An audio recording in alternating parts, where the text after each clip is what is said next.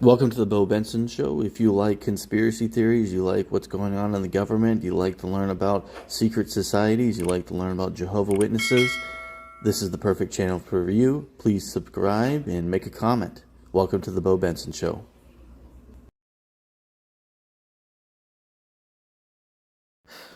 So I just want to point something out. I know this is a video that I can't prove to you, but if you guys, any of you guys are from the old channel and you remember you'll remember the video I had talked about BlackRock. And when BlackRock was stopping the fertilization, the fertilizer transfers by 40% to the United States, and then at the same time, Watchtower was placing in its headlines, oh, are we going to see a food shortage? You know, it's the sign of Armageddon and all that shit. And I told everybody, if you watch the aristocrats like BlackRock, George Soros, whatever meme is the go-to thing that mainstream media is advocating for, Watchtower is right behind it. And that's one of those things I want people to understand. If you pay attention to Watchtower's investments, you'll find out that Watchtower is heavily invested in one of the biggest companies in the world, BlackRock.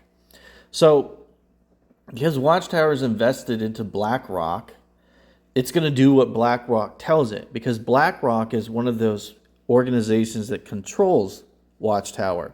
And this video isn't really to talk about that. I just want you guys to understand that when we talk about New World Order and you hear that kind of stuff, it's not a New World Order.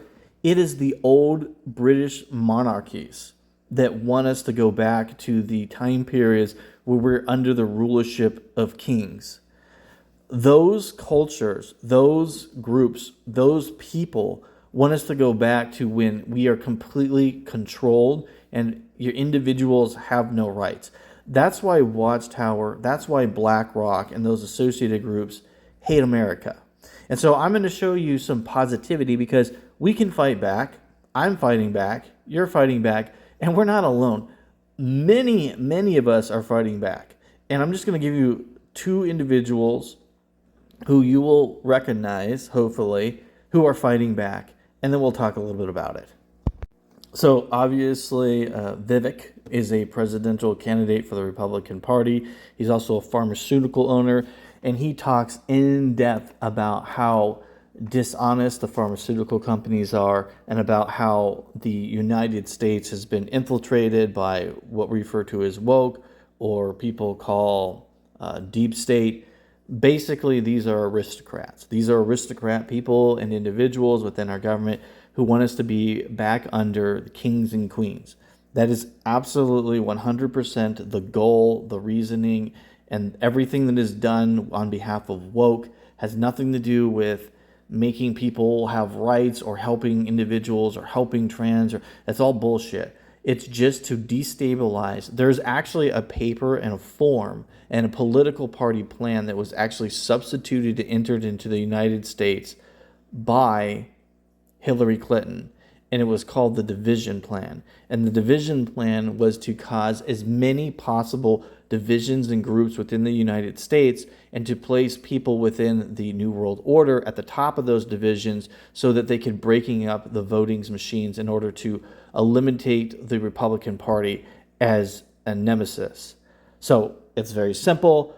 It's very elegant. These people are not stupid. These people know how social engineering works, and that's one of those things that you should know and you should understand, and I'm sharing with you guys. And then now the next person is Alex Jones. And so one of the things that's really famous about Alex Jones is that he's a whistleblower about the secret society. So everything that people are talking about New World Order and all those things, Alex Jones was telling people about this way back in the 90s, before anybody even knew what this shit was, because Alex Jones has a bunch of family members who are CIA and a bunch of other things, and he has a bunch of connections. So people were watching and seeing these organizations taking over the United States, and he was one of the first people to whistleblow about it. And then he also did undercover research and recording and videos of government secret organizations and stuff, and then exposed him. He is also the most censored person on the planet.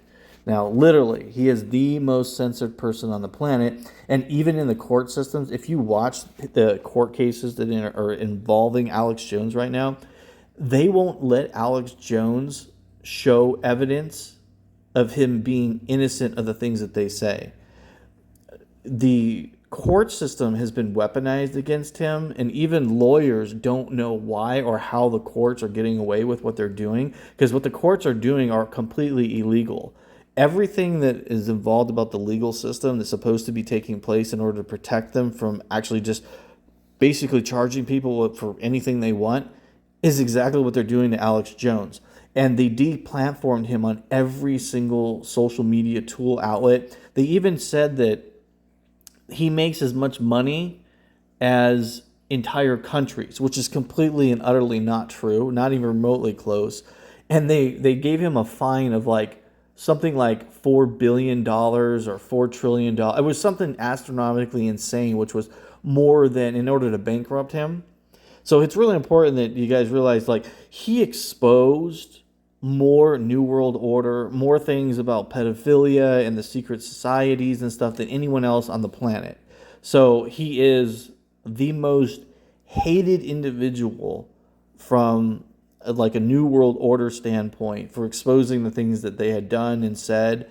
And the interesting thing is, though, his accuracy is so strangely, I don't know how to say this, like how accurate he is to the things that they said that he was crazy, because people would say that Alex Jones was a lunatic and crazy and that he was batshit, and not to pay attention to him. It's more of like just a facade. And now we're seeing that every damn thing this guy was saying is completely true. And now we have evidence, and now it's just a weird thing. Like, so I'm just telling you, if you guys want to learn about the inner workings of the organization and people who support the organization, paying attention to what Alex Jones tells people would be very beneficial, because most of the things that he says are true. And when he does get things wrong, he always tells people when he makes mistakes. And it's interesting because in the court, things that he said, they say he said, he never said. And they won't allow his evidence showing that he didn't say the things that these people claim in the courtroom. Like, literally, the judge was refusing to let him show evidence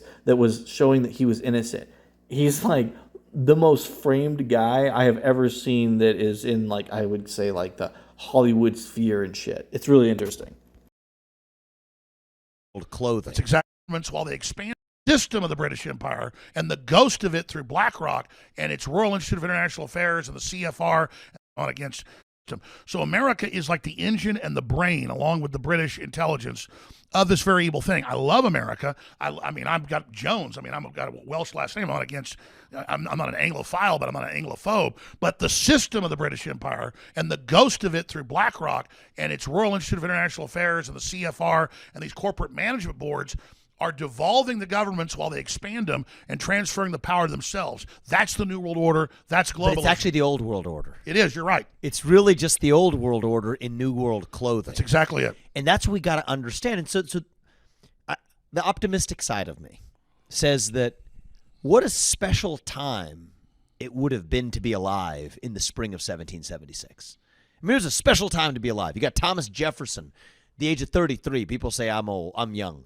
Well, I'm old compared to Thomas Jefferson. He was 33 when he wrote the Declaration of Independence. Genius. You have people who were the pioneers, the explorers, the unafraid, that said, you know what, we are going to not just be victimized by this. We're going to chart a new way forward. Well, 33 That's was the old. moment we live in. I totally agree. 33 was old back then because a lot of people died young. You either die young or live a really long time, but the average was we didn't live as long. And you're absolutely right. People were married by 16. People were explorers by 16. And Thomas Jefferson lived a long time, but by 33, he was leading a revolution against an empire that had never been defeated. And an inventor, and he was inventing things. He was an engineer. He invented the swivel chair, invented a bunch of other things too, while he's writing the Declaration of Independence. That spirit, in some ways, would history have produced the Thomas Jeffersons and the Alexander Hamiltons of the world if it weren't for the fact that they had this oppressive regime to stand up against? I think probably not. No, I totally agree. So the reason why I showed you this, and the reason why I talk about this is this. As terrible as Watchtower is, the oppression that Watchtower put on me, my brothers, my family, my parents, my aunts, my uncles, is the reason why I am so damn vicious now. Yeah, you can tell me and you can say do this and do that, and I'll look you in the face and tell you to go fuck yourself. Now, the reason I can do that is because I've seen evil up close. I've seen the horrors of the organization, and I see the control mechanism, and I was a victim of the control mechanism, but now I'm done. I'm done with that. I'm like, no, you're not going to victimize anymore.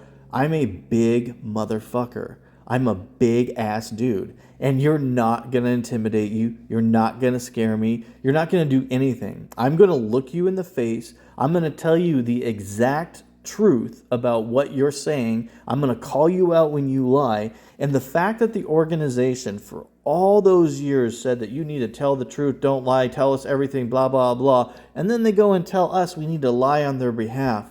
They lost their credibility and they destroyed themselves with their own dogmatic views. They have created some of the most badass whistleblowers I have ever seen in a religious order, because we are so dedicated to exposing the truth about the organization. And the reason that we do that is because of the persecution they brought on us, created a urge to fight, which is so embedded into our soul that we will not stop. And it's their fault, because they were so damn cruel to people in my family. My hatred for them is absolutely, completely overwhelming. And I'll tell you right now, there are so many reasons why I do this, but one of the main reasons why this pushes me so hard is one of my brothers was a hardcore believer.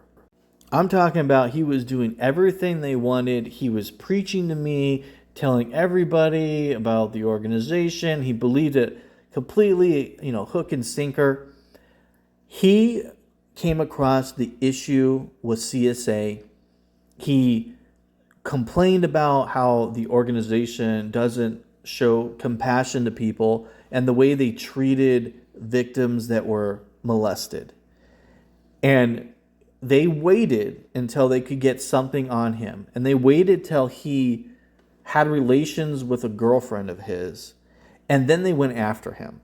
And then they went around and they had her and they had people around the family go around and spread rumors about him and talk about how inappropriate and how wrong he was and how what a piece of shit he was. But at the same time, they were asking him to come fix their cars, work on their houses, and doing all this shit and then stabbing him in the back.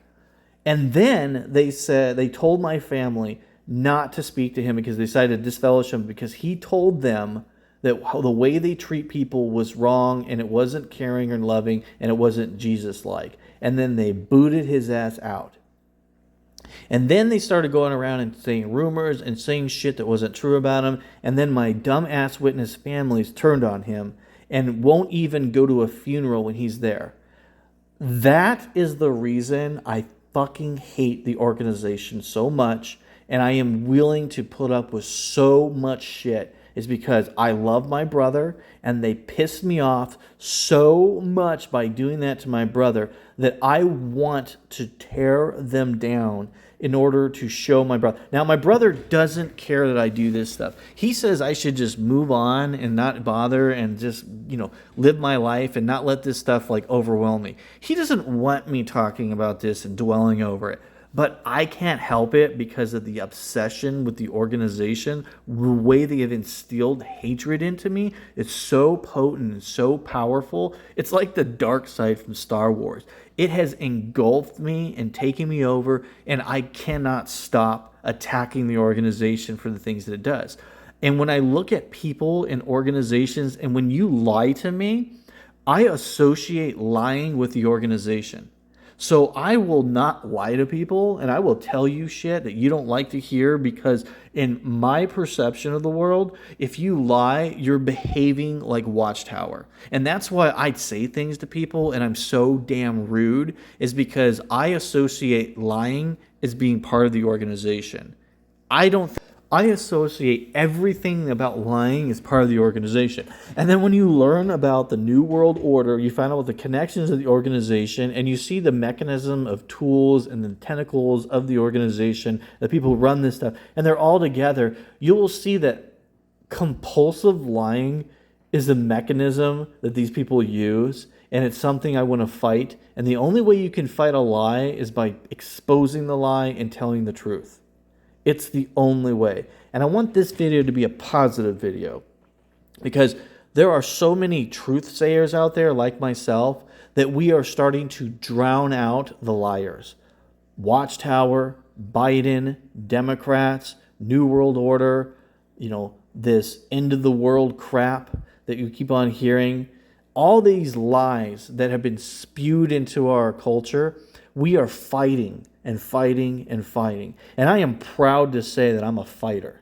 And I'm proud to say if you're watching this video, you're probably a fighter too.